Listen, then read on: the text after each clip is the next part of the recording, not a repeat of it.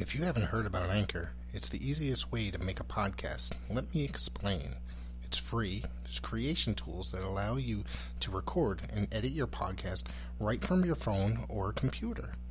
Anchor will distribute your podcast for you so it can be heard in Spotify, Apple Podcast, and many more.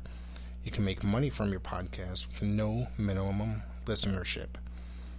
It's everything you need to make a podcast in one place.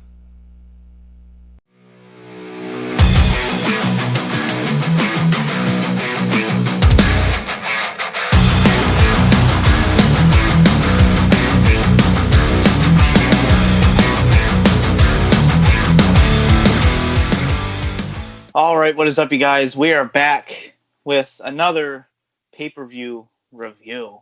And this time we have my favorite yearly pay-per-view, Survivor Series. This is my WrestleMania, I guess you want to say. It's always been my favorite pay-per-view, and that's why I'm so upset.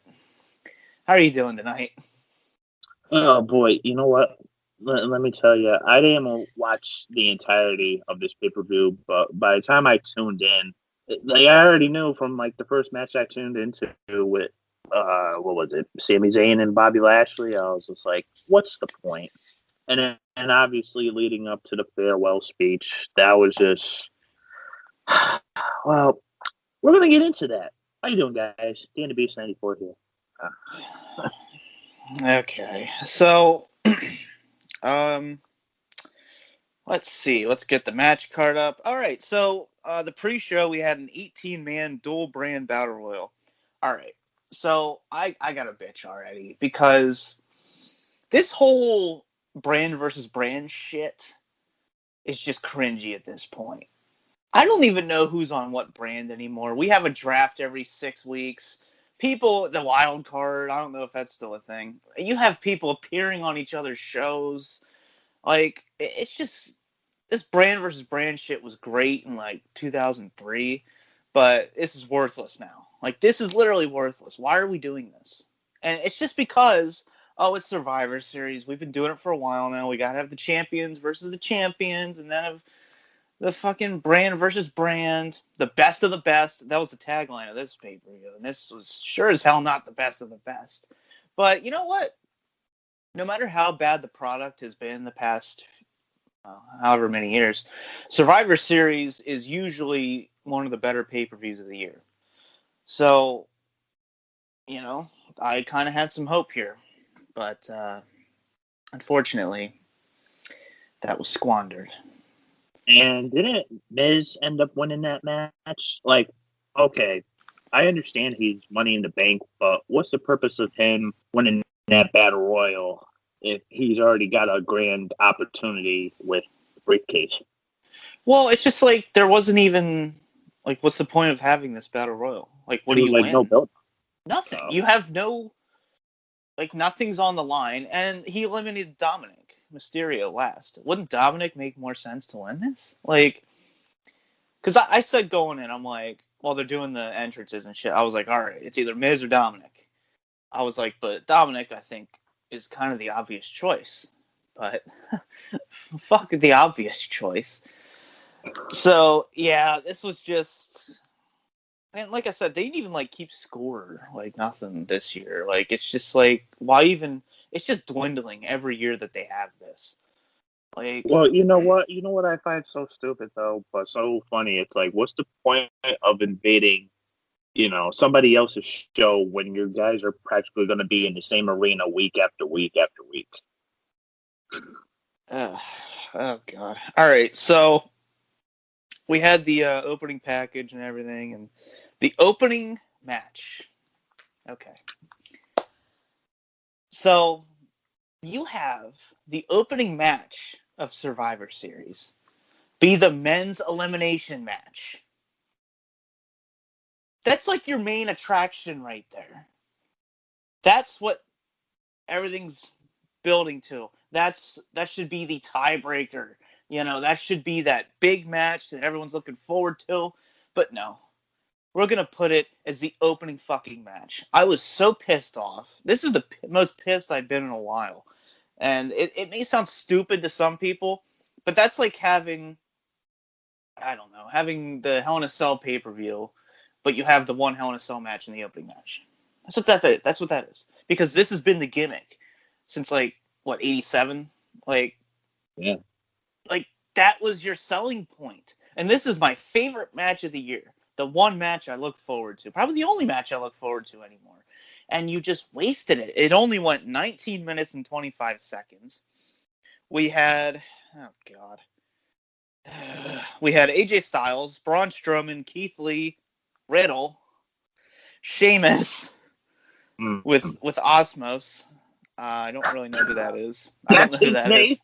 Yeah, I don't know who that is. That's okay. So if you guys don't know who that is AJ Styles' new bodyguard, so to say, Bodyguard?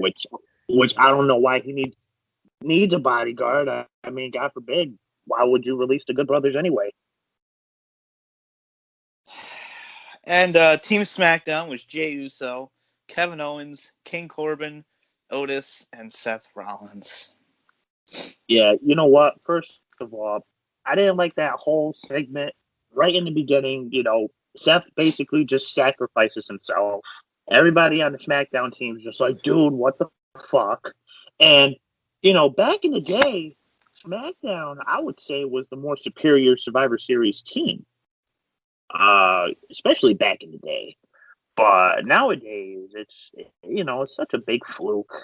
And the way I see it, if you were to have switched the main event with this event, I think things could have met at a different end, but obviously that wasn't the case. You know what this was? This was bragging rights, 2020. This wasn't Yeah. Survivor. This wasn't Survivor Series. I'm mourning the death of Survivor Series tonight because this was bragging rights, and I will be calling it bragging rights throughout this entire review from now on. So bragging rights 2020, we had Team Raw with a sweep. They sweeped. Like, literally, there was no competition here. We just had, Jey Uso was the last surviving member, and then Keith Lee got the pinfall, like I said, at 19 minutes and 25 seconds. Kevin Owens was eliminated by AJ Styles. Riddle me this, guys. My favorite comic book villain. But yeah, Riddle defeated King Corbin. Braun Strowman defeated Otis. And like I said, Keith Lee defeated Jey Uso. Honestly, this was just sad. And like you said, Seth Rollins, he only lasted 6 minutes and 5 seconds. And I was surprised. It's such a clusterfuck because for Team SmackDown, you have two guys who are probably better as tag team competitors than singles competitors. Yeah. And then continuing on, we had the Street Profits. We all know how much I love them. Versus the New Day. Champions versus Champions tag team match. And yeah, this is the only time I've ever rooted for the New Day. So that's something. Well, you know what? I think usually when it comes to New Day matches against certain individual tag teams, I always believe they could put on a good pay-per-view card rather than a main show card. Obviously, we've seen in the past between numerous battles with the New Day and the Usos. This was okay. I mean, I didn't mind it, but I still can't bear the fact that okay, you switch both teams to different brands, and instead of just doing this whole tournament where it's like, hey, let's crown new tag team champions. It's like, want to switch? Want to trade? What is this, fucking Pokemon cards? Like, hey, let's trade. It's stupid. There's no build up. To be fair. And you know what? Here's another thing that fucking baffles me. Where the fuck was Biggie? I know he's not on Raw because obviously he's been on SmackDown now as they divided this whole New Day faction for now. Unless they pull like a Bubba Ray and Devon and they're like, oh, fuck, let's put these guys back together within another couple months. But where's Biggie? Like, he could have been in the Survivor Series match. Yeah, because he was this new singles push. And it's just like, now, to be fair, I don't watch the weekly television, so I don't know what he's been doing. But wouldn't you want this renewed singles push to be on one of your big four pay-per-views? And Even you know if, what? And that's the thing too. Like, if he were to have been a part of that SmackDown team instead of somebody like Otis, the big fucking ham, I probably would have preferred him. And he probably could have led the team to a much higher ratio. I mean, I'm pretty sure they still would have probably got swept or at least gotten one elimination.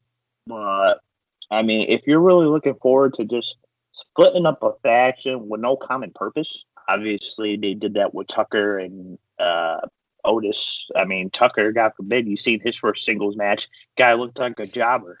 What kind of, but it's like, there's no purpose. If you're going to split up a tag team, make it with a purpose. You know, build some frustration up. Biggie wants a WWE title shot. Never got that opportunity when Kofi was champion. Have him turn on the New Day. Have him this big giant monster heel that he was back, I don't know, probably when he debuted in, 2012, 2013. He was fucking escorting Dolph Ziggler and elbowing AJ Lee in the chest. Yeah, come on now.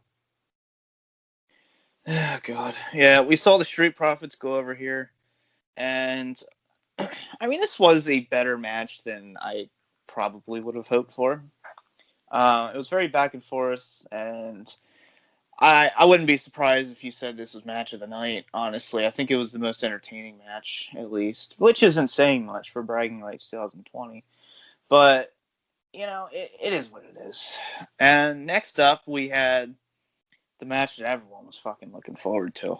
We had Bobby Lashley, your United States champion, which I forgot that title even existed. And then we have him facing Sami Zayn. Okay, here's another fucking rant. Sami Zayn, yes, he's facing Bobby Lashley. But here's another fucking point. You have Hurt Business. Okay, I understand this is like a championship clash between two separate brands. But again, you're missing another valuable piece to this pay-per-view that probably could have made it a lot more significant, probably a little bit better, for a bragging rights pay-per-view. I mean, the pay-per-view's been dead for about 10 years now. Why not have Retribution take on the Hurt Business? Oh, no. What was the point of having this, Sami Zayn versus Bobby Lashley match? Now, I know a lot of people are not a fan of this current product, but as of, you and me included, and Rick and JJ, but still, it's one of those things where Retribution is are key characters in the main storyline. You bring them up to the main roster. You're foreshadowing all these fights with the Hurt Business, but yet I don't even think the Hurt Business have been on a single pay-per-view card since debuting for the main roster. What the fuck is the point? Yeah, you easily could. How many members are there? I don't even fucking know. There's okay, so what the fuck is there? There's Ali, there's fucking Slap, or what the fuck is his name? Slapjack, something. T-Bar, Blowjob. I don't know, fucking Mortal Kombat characters. Hey, But don't you know insult what? Mortal Kombat, all right? Listen, I love Mortal Kombat. I don't. I play Mortal Kombat on a daily basis, but Rain's my favorite character. Let's just put it that way. But Oh man, anyway, probably Baraka for me. Going back into wrestling, the reality, yeah, it's like you could have pulled something off with that instead of having Sammy involved. I mean, why not just have like a pre-opening match or a pre-card match with the IC title on the line? This could have easily been a pre-show match. Yeah, and I think it was a little obvious Sami Zayn ain't going over here, guys. I expected kind of a squash match. This went 7 minutes and 50 seconds, so I'm surprised it even went that long. Oh, God. Next up, we had the Battle of the Women's Champions. We had Sasha Banks defeating Asuka at 13 minutes and 5 seconds. Okay, now this I will tell you from what I saw, I didn't think it was bad. I think within the past year, I think Sasha and Asuka have had more better chemistry rather than Asuka and Bailey. The only thing that I didn't like was the turnout of this match was the finish. Them doing all those roll-ups for like 15, 20 seconds only for Sasha to get the upset victory. Well, here's the problem with this kind of pay-per-view. When you have champion versus champion, you don't want to make one look weak. So you have to have stupid finishes or nothing finishes. You know, you can't do 50-50 booking with two champions. It's just not...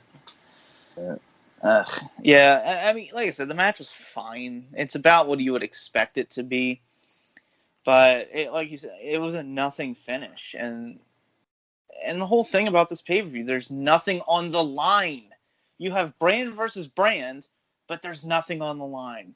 You could easily have, like, an advantage in the Rumble, or, I don't fucking know, like, anything. The winner gets the main event of WrestleMania for their brand. Just something. Just something. A fucking bragging rights had a trophy, at least. For fuck's sake. We had a little fucking big-ass trophy that Edge was carrying around. But it's just like, why? Like, why even bother for your brand? Why? What are you going in there saying, I'm going to win for my brand tonight? But for what? Why do you want to win? Just because you look better? You're on the other show half the time anyway. There's no loyalty here. There's no... Do we have general managers anymore? I don't even know. Like, the general managers aren't even fighting. Like, you know what? I don't even recall the last time we actually had like a actual general manager, so to speak. So that kind of leads to an anonymous question: who's running the fucking show? Yeah, it's just like, I remember like Teddy Long and Eric Bischoff, where they would just go at each other for brand supremacy. Or dude, 2005 was like the best Survivor Series for that. I remember that Monday Night Raw. Everybody in the Raw roster who was part of that Survivor Series team was in the ring. Then SmackDown shows up. They all meet in the parking lot. They have that big stare down, which I wish Eddie Guerrero would have been a part of because that would have been fucking sick. And then they just have a big brawl in the parking lot. Batista goes through a car window, and it's like, I was kind of mad because I was a SmackDown guy, but it was fucking cool. It was cool as shit. Yeah, next up, speaking of, we have Team Raw versus Team SmackDown. The women's match. We have, I have to read it. Lacey Evans, Lana, who, did she go through a table? No, she didn't. Yeah, no, surprisingly, she didn't. Or, no. Yeah, no. Oh, God. Yeah, all right. Then we have Peyton Royce and Shayna Baszler and Nia Jax. And then we have Team SmackDown.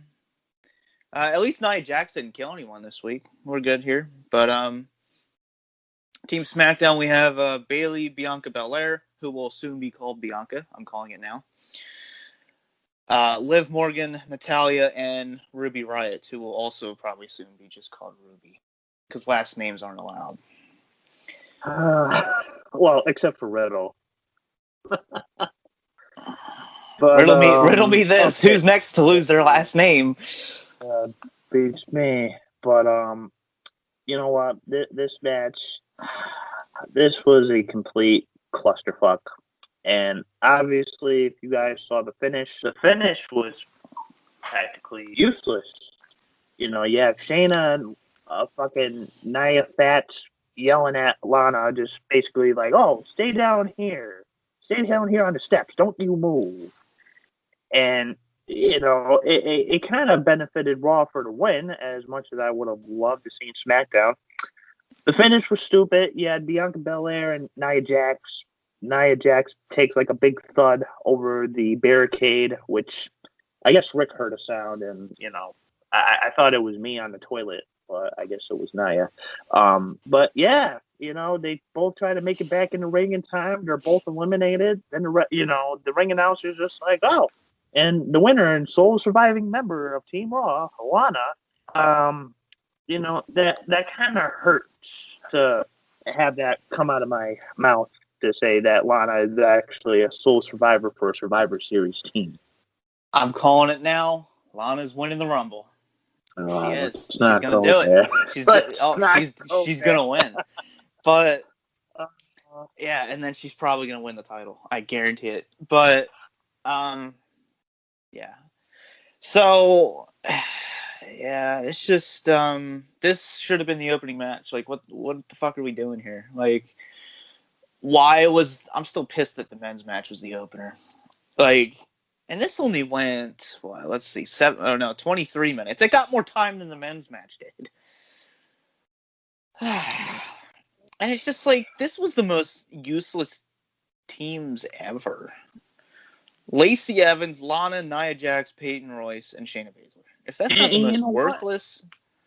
And not even that being worthless, but it's like you have the fact that you have Peyton Royce, who was part of the tag team at one point with Billie Kay, the Iconics, teaming up with Lacey Evans. You break up the Iconics so that way you can have her team with somebody else. Logic.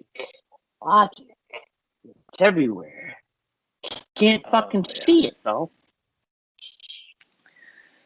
So, should I go over who eliminated who? All right, so Bayley was eliminated by Peyton Royce for some reason. Peyton Royce was eliminated by Natalya. Natalya was eliminated by Lacey Evans. Shayna Baszler eliminated Ruby Riott. Liv Morgan defeated Lacey Evans. Nia Jax defeated Liv Morgan. And then everyone else just kind of eliminated themselves. So, yeah. Pretty much. And you have Lana as the sole survivor. I mean, they did build towards it. They did. You know what? I wouldn't be surprised if they have Nia Jax versus Lana at TLC, and you guessed it, a tables match. Holy shit! You only been building it up for 8 weeks. Well, they need a reinforced table for Nia, but the only table she is at is the catering one. But next up, we have Roman Reigns, your Universal Champion, which I'm surprised that title's still around. Are you maintaining? Yeah, I used to call it the Fruit Roll-Up title, but it's not red anymore. So, versus Drew McIntyre, champion versus champion singles match. This went 24 minutes and 50 seconds. The crowd chanted, "This is awesome," so that must mean it was awesome. Crowd. The TV screens were chanting, guys. Just saying. That's a classic. Okay. Now, here's the thing about this match. The match, I think it went on a little bit too long, but I kind of liked the finish. Roman chokes out Drew, but Drew never necessarily tapped out. He never gave up. He passed out. Yeah. This ain't no Stone Cold and Bret Hart. No, but I mean, on a part, I mean, it kind of makes Drew look, they're trying to make Drew look good in some way. But. Yeah, well, they're just like, oh, it made Stone Cold look good, so let's just steal the finish. At least it wasn't a sharpshooter. But, yeah, I mean, this match, it was very competitive, very back and forth. It had its entertaining moments, but it's more just you're looking at your phone waiting to see The Undertaker, which we'll get to that. But, yeah, like I said, back and forth match. And like I said, that's the problem with having champion versus champion. You got to make them... You have to conserve how strong they look and really do something without making the other completely worthless. Which is what they did. He didn't tap. He passed out. So that's preserving his momentum, if you want to call it that. So, yeah, okay. Do we have to talk about the Undertaker segment? You know what? If you ain't gonna talk about it, I'm gonna talk about it because I was pretty much just sitting there looking at my screen like, okay, this is probably like the worst farewell I've ever fucking seen. Not only because there was no crowd because of this whole pandemic, fuck you 2020 hashtag. What the fuck was that shit in the beginning? You know, they got the electric orchestra fucking playing. I'm just like, what is it? It's like a fucking Undertaker's voodoo doing the magic? Like, I don't fucking understand. And you have Undertaker, which I felt like Undertaker's entrance took forever, but thank God, I hope we never have to go through that again. Wait, hold on. We got to talk about, before we get to him, we have to talk about all of these returning legends. You fly all these people in here. You have them. Right. You have them stand in the ring, greet and hug each other, and then they're gone. What happened? Where did they go? Okay, You're telling me you brought Savio Vega back and flew him in there just so he could wave his little flag around and stand in the ring and just poof, they're gone? Like, what was that? I hope you didn't pay any of them for that, because that is the most. And I don't want to hear no bullshit like, oh, it's COVID, it's social distancing. There was like at least 20 fucking people in the ring. I don't want to fucking hear that shit. So for some of you people who didn't know, obviously the Undertaker had some pastime, like appreciation guests, I guess you would say, even though they didn't really sat there and acknowledge the Undertaker as he came to the ring. But there was people like Shane McMahon, Savio Vega, The Godfather, the Godwins, Henry, and Midian, Midian from the Ministry of Darkness. Yeah, Booker T, which they talked about their 2004 feud, which, how do you expect people like myself, and, you to remember a feud like that? I forgot all about that fucking feud. I remembered it. I mean, I remember somewhat, but it's like, really? Booker T? You couldn't bring out somebody like, I don't know, Kurt Angle or fucking, but they had Triple H, Shawn Michaels, Kane, who was practically the only guy in his fucking gear. That was fucking pointless. Wasn't Kurt Angle confirmed for this? He was. What happened? Not that I'm aware of. Yeah, he was confirmed. Yeah. Beats me. Yeah, he was confirmed. What the hell happened? So, pretty much, you had the whole Bone Street crew backstage friends. You had Shawn Michaels, Triple H. Like I said, Kane. Which, why would you have Kane come out in his gear? You might as well just have him come out in a corporate authority suit. Like that would have made a lot more fucking sense. That fades out. We get a video package of the Undertaker. We come back. They're all gone, and now you see Vince in the ring, who, not gonna lie, he looked like a fucking corpse. He looked lost. Like, it looked like the Alzheimer's were kicking in. Like, he just looked like, where the fuck am I? Fuck. Yeah, honestly, it looked like he died like a few months ago, but his body hasn't really computed that, so he's just kind of like on strings right now. Like, something looks wrong. He looks like he's already in the process of decomposition.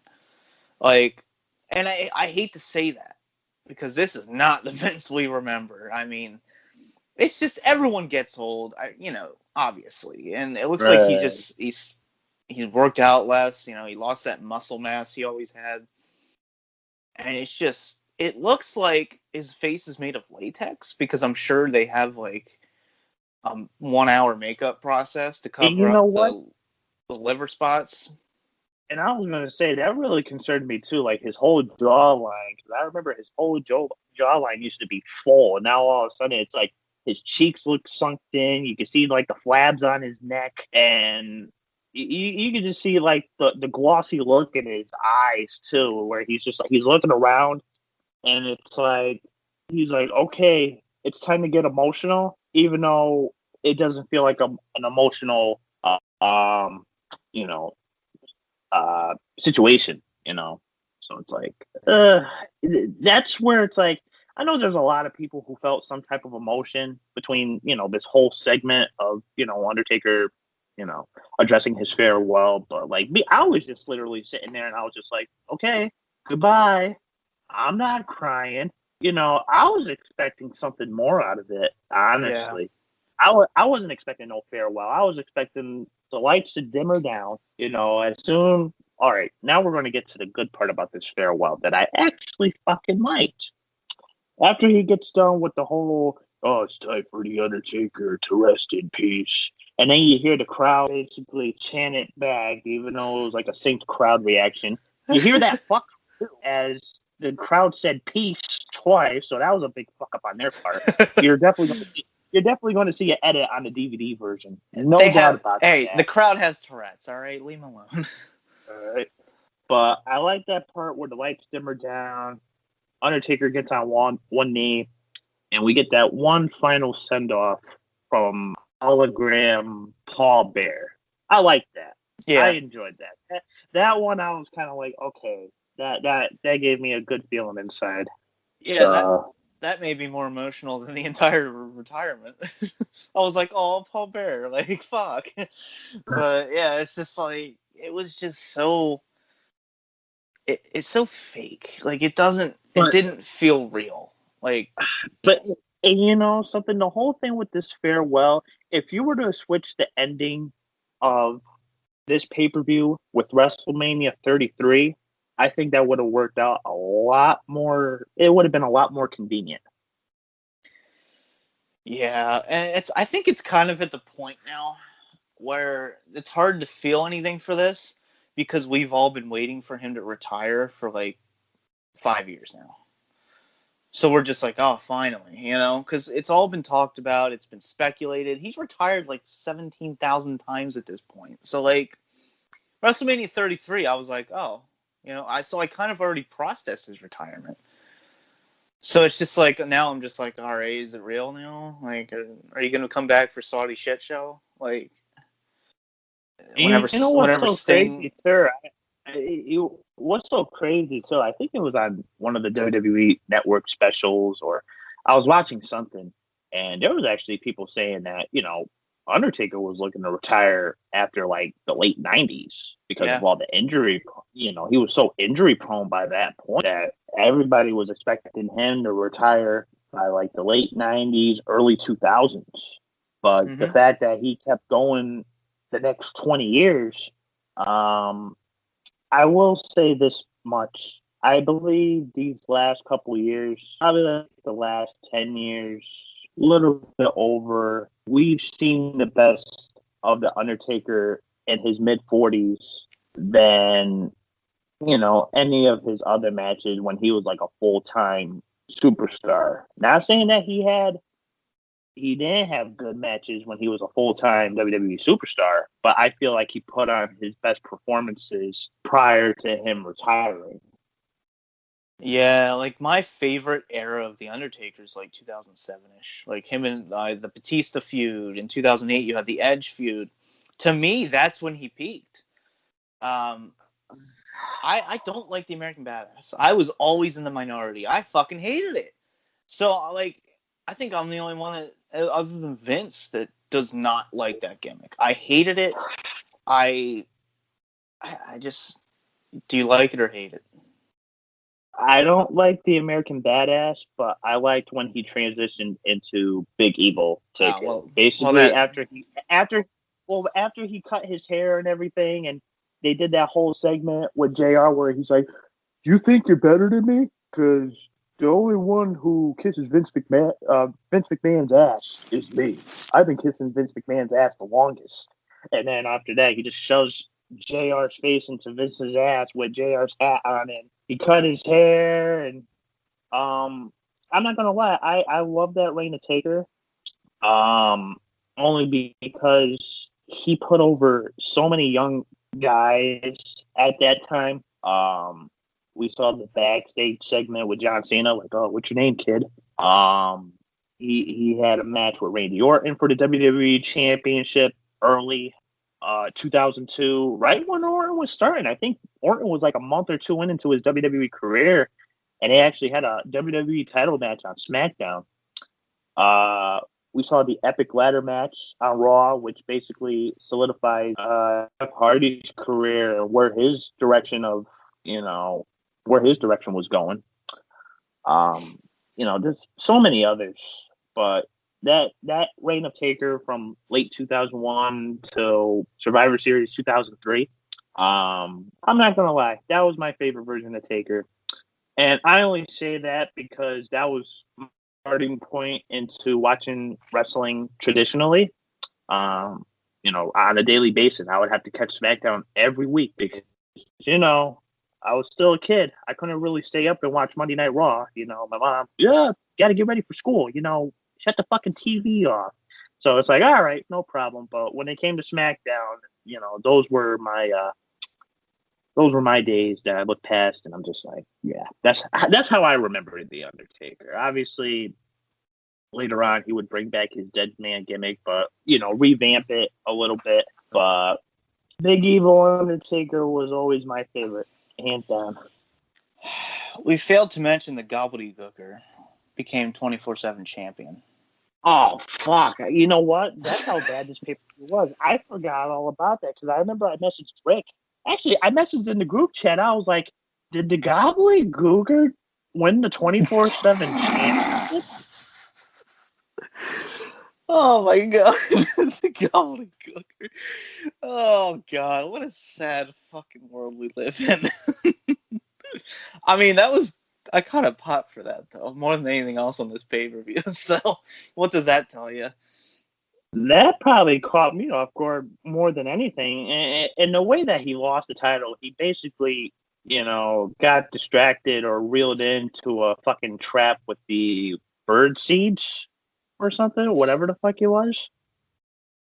Okay, I'm reading an article here where Kurt Angle and Tim White were supposed to appear, and they just, for some reason, didn't.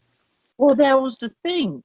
Prior to that Survivor Series event, Tim White took a picture with Undertaker and the rest of the Bone Street crew. Yeah. And yeah, Kurt Angle was confirmed as well as Tim White, so I don't know what happened. Boy, that's kind of disappointing to me. Because I think Kurt Angle played a big role in the Undertaker's career. Tim White, I'm not really sure how Tim White played a big role. I mean, obviously down the road in the 90s and early 2000s, but I mean, maybe he finally killed himself. Oh, let's not bring up that series because that's a forgettable series. I think it's fucking hilarious. I have a dark sense of humor. I thought it was funny. I loved it. Something I also want to mention. This was shocking to me. Vince actually mentioned WWF in name. Did you catch that? I did not hear that. Yeah, he was talking about like what Undertaker accomplished in WWF and WWE. Like that, I was pretty shocked by that. Wow. I guess the guy is not going senile at all. I mean, for him to bring up, his old Monic. I mean, that's kind of wow. That's surprising because you would never expect somebody like that to mention something of that name again. Because he'd usually be the guy who would say, "All right, hey, don't mention that. Don't say that." He's the guy who calls the shots. Well, I mean, ever since the Panda Bear beat him, I don't think we ever had a mention of WWF by name ever again. No, so I don't pretty know. Much like, not. I didn't think they were legally allowed to. I know there was a change. Like they don't have to like blur out the DVDs anymore and stuff. But maybe they're allowed to mention it now. I don't know. But yeah, so that was surprising. No, that was definitely wow. I'm surprised I didn't catch that. Surprised. Yeah. So, do you have a rating for Bragging Rights 2020? I give this a D-. Jeez. Actually, you know what? I'll probably give it a D plus because obviously this wasn't all about the traditional Survivor Series teams. This wasn't about the matches. This was all leading up to the farewell of The Undertaker. That's what everybody was looking forward to. Because I'll be honest with you, I wasn't looking forward to this pay per view. I didn't even want to review it, but Pro Wrestle Zone podcast, we got to go to our duties. So I've been reviewing modern pay-per-views for years. You think I enjoy doing it? No. yeah. I actually stopped. I stopped doing it. I was so sick of it. But I was gonna say a D plus as well. It's not F territory, but it's not far off. Like, I mean, with the exception of maybe like one or two good matches, probably like New Day and Street Profits, and maybe the WWE versus Universal Championship match. Other than that, this pay-per-view was a disaster. Some of the storylines weren't, no build-up. Didn't make no sense because the way I see it, like I said, if you were to build up somebody like Big E, have him part of the SmackDown Survivor Series team, you have this big group who's supposed to run over, WWE with the Retribution, and yet they're still not on a pay-per-view card, which makes no damn sense to me. And then the fact that you have Lana sitting on the steel steps and you consider her a sole survivor, fuck that. I would have counted her out too. She's outside the ring. I would have counted all three of them out. Fuck that. I mean, obviously that's not how it goes, but and then the fact that where are certain key superstars who could have been a part of this pay-per-view that possibly could have saved this pay-per-view from going down into the brag and rights category. Where is Big E? Obviously, Daniel Bryan wasn't a part of this Survivor Series team because he literally got kicked out by Jey Uso. He could have been a good fit. Yeah. Would have been a nice build for Big E. How much the Retribution sucks, it would have made sense to have them versus the Hurt Business in a traditional 4-on-4 Survivor Series match. And then another key guy who probably could have been a part of this Survivor Series is the guy who just lost the WWE Championship on Monday. Where's Randy Orton? Well, I thought he was going to make an interference or something. Yeah, that's what I was thinking. I was waiting for that. And then the farewell, okay, I knew this was going to be the farewell, but obviously everybody had that intention. Is this really your farewell? Are you sure you're not just doing this for shit and giggles? Because as soon as the lights dimmered down, he did his pose, the Paul Bear hologram showed up. I was expecting, the Fiend. I was expecting red lights. It would have dimmered down to blue to red lights. Bray would have came in there. That would have been a good angle leading up to probably next year's WrestleMania, if anything. Or maybe I would rather. Maybe Randy Orton. Randy Orton coming out of nowhere, RKO and The Undertaker. I would rather shoot myself in the head than watch The Fiend versus The Undertaker. But you know what? Now that I think about this, now that Randy Orton now considers himself not only the legend killer now, but the legend, it would have made a lot of sense to lead Orton versus Undertaker to WrestleMania. That would have been the farewell match for Undertaker, and that would have been a way of maybe solidifying of maybe passing a torch of hey, you're a legend now. I'm passing the torch. Yeah, I just wanted this to be it. I don't want another Undertaker match. Yeah, I did not like the Boneyard match at all. I was one of the few that didn't like it. I don't like cinematic matches. So, yeah, if that's how he's going to go out, that's fine, though. But would you say this pay-per-view was worse than the horror show? Hmm. I don't know. I mean, they were pretty. I mean, they match up pretty equally, but I would probably have to say, you know what? I still can't get over that fucking eyeball spot with Rey Mysterio. I still And the can't. swamp match. But I tell you what, I think the matches were better on Extreme Rules than they were at Survivor Series. That's sad. So That's sad. if I have to, I'd probably have to give it to I'd probably have to give it to Extreme Rules as being like the better matches. But when it comes to like Survivor Series, the only thing we cared about was just watching the Undertaker, just you know, riding his motorcycle off into the sunset. Yeah. Oh God. You have any final thoughts? Final thoughts. Okay, first of all, I'm not sure if you've seen this, but fuck that new Undertaker / Snoop Dogg clothing line on WWEshop.com. I just think that's horrible. What? All right, so there's new T-shirts where they basically have Undertaker teaming up with Snoop Dogg, and they're basically like, Why? what I have no idea. I'm It's looking it up. stupid. I mean, obviously that's Sasha Banks' cousin or whatever. They have some relation, but Cousin. Yeah. that sucks. But final thoughts.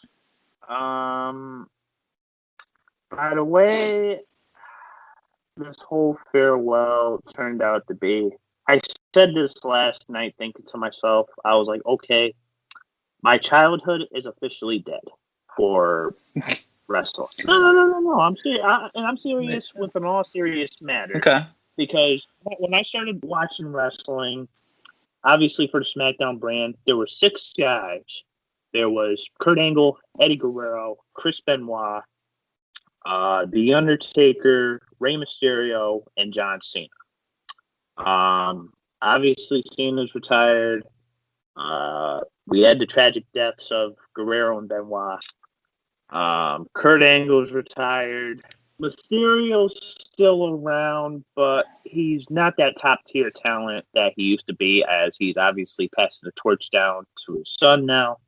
And Undertaker's finally gone. We can finally say that. Like, the Undertaker is officially done. He's hung up the boots. And I got to give him credit, because if it wasn't for those 6 guys, I wouldn't be watching wrestling. I wouldn't be sitting here talking to you about Survivor Series. I wouldn't be sitting here, I wouldn't be going to all these wrestling shows or conventions, meet and greets, none of that. So, and WrestleMania 20 was my first pay-per-view I ever watched. And the one thing when I was a kid that I was looking forward to that night was not only the triple threat match, but the Undertaker's return against Kane. I enjoyed that video package. I loved the whole lead up, even though Undertaker didn't want to return to that dead man gimmick. I love the fact that they had Paul Bear return as his manager. Yeah, it was great just seeing him walk down the ramp March 14th of 2004. And that pay-per-view solidified my childhood and watching professional wrestling. So if it wasn't for those 6 guys, like, wrestling wouldn't exist in my daily lifestyle. So Yeah, I blame Disney for ruining my childhood, but that's not wrestling related. So, yeah, I saw the Undertaker Snoop Dogg t-shirts. That's retarded. Like, why? Like, it looks like a joke. Like, I honestly would have thought this was a joke. Oh my God, nothing but a thing. Oh God. Like, look at this. Look at this. Hold on. I'm gonna show you guys this one. This one's fucking. What the hell is that? Like, look at that shit. It looks like a joke. Oh my God, son of a bitch. This is just why? Why? They have nothing to do with one another. That's like putting pineapple on pizza. It's not allowed. They have nothing to do with each other. I mean, yeah, you're right on that. Anyway, guys, I think we're gonna sign off from here. So, social media wise, you guys know where to find me, but I'm gonna let DVD Freak go first before I make the end credits here. I get lazier and lazier every time I do this. Type in the DVD Freak, you'll pretty much find me anywhere. And of course, guys, you can find me on any form of social media. But if you guys want to catch my videos, check me out at DanTheBeast94 on YouTube. So be sure to hit that subscribe button, especially if you're going to be watching my videos and you're not subscribed. What are you doing? Hit that button and be sure to subscribe to the Pro Wrestling Zone podcast. Until next time, guys. Signing off. Have a good night.